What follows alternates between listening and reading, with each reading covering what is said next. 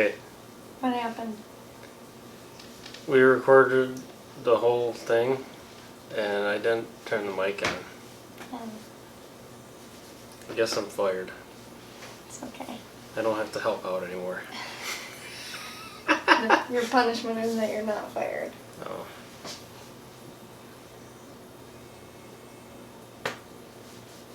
Oh well. So I guess the rest of the beginning of this video will look like I'm talking, and I will try to voice over as close as I can. I make every mistake at least once.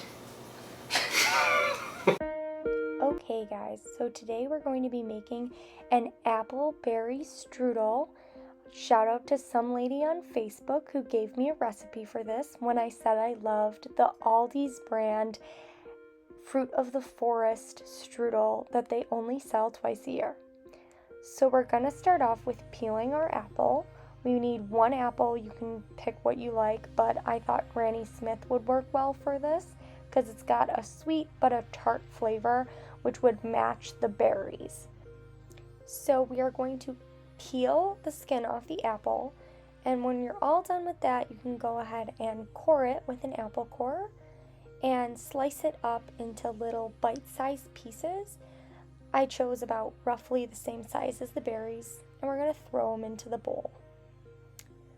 Once that's done, we're going to zest our lemon. We'll need 2 teaspoons of lemon zest. If you've never zested a lemon before, you might need some help with that because, you know, you're not good at everything the first time you try it. From here, I am going to cut and squeeze my lemon, and we're going to need 1 tablespoon of lemon juice to add to our apples and lemon zest mixture. Next, I'm taking my 3 cups of berries, which is half of the berries you need, and I'm mashing them on the stove. That's a potato masher that I have there, but you could also just use a fork or a spoon if you don't have one. And we're going to let it heat and pretty much just simmer for about 6 minutes. While it does that, I'm going to add the other 3 cups of berries to the bowl with the apples. Then, when the heated berries are done, you can add those to the bowl as well, along with 3/4 of a cup of sugar and 1 pinch of salt. And we're going to stir it and mix it up until it's all nice and combined. Now we're going to move on to our strudel dough. We're going to need 1 1/3 cup of flour, 7 tablespoons of water, 2 tablespoons of oil, and 1/2 teaspoon of cider vinegar.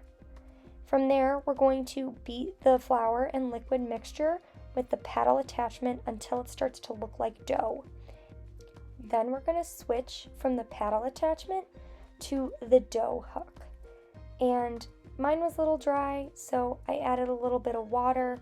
Then it got a little sticky, but it all worked out in the end once I started kneading it on a floured surface.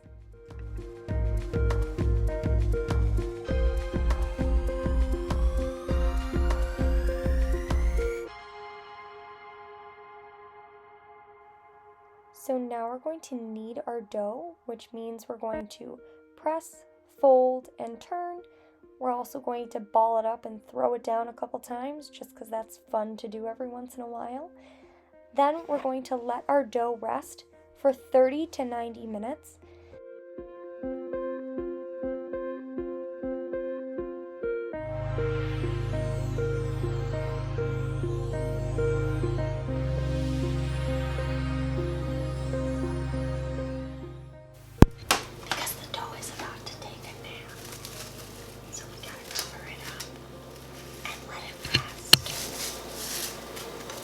You know, the funny thing is we didn't have this mic on the whole time. Are you joking? I hope that the camera picked something up. I hope so. You are going to be fired, sir. My first time. Well, I guess we have 30 minutes to let it rest before I roll it out and I bake guess I'll it. turn the mic off. Okay, so it's been 30 plus minutes. Ready to roll out the dough, flour the rolling pin, flour the surface, and let's go.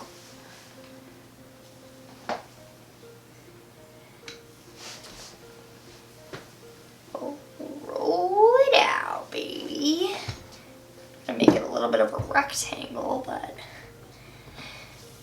gotta get it moving first. And according to the recipe, we should just kind of hang it over the back of our hands. Kind of like stretch it a little bit. Just kind of play with it. Make it bigger. Alright. So now we're going to take our rolled out dough, which is nice and rolled out and thin. We're going to put it on our baking tray. And make sure that it is all spread out. It's not going to be this big when we actually go to cook it, so it's fine that it might be a little beyond the mat and the tray at that. Okay, so I'm just tracing a little outline for myself. This is probably about halfway. I'm going to fill the pastry like here. Okay, so from here we're going to fill the pastry dough right in that area that I kind of outlined for myself. It's okay if it goes a little over, but we're just trying to stay kind of within the lines because we're gonna fold it over on itself. So it looks like I've got quite a bit of mix here. So I think I'm gonna save this half for another strudel. Alright, and now, like I said, I'm gonna fold it over on itself. But before I do that, I wanna make sure that A, it's going to be able to stretch that way. And then I'm going to put some butter around the edges so that it will stick to itself.